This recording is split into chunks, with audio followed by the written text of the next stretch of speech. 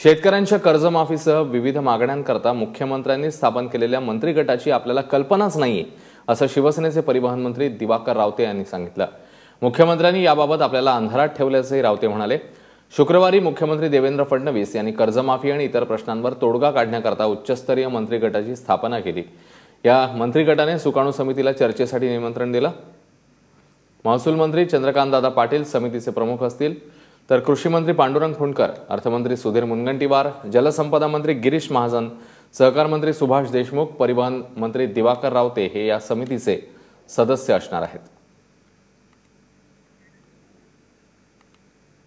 आपल्याच माध्यमातून मंत्रिगट स्थापन झाल्याचं मला कळलं तेव्हा मी इथे विमानातून उतरलो तेव्हा आता मंत्रिगट स्थापन झाला म्हणजे नक्की काय झालंय, त्याच्यात माझा काय भूमिका असणार आहे, मला पक्षप्रमुखांशी मी पण चर्चा त्यावर करीन आणि मग पुढे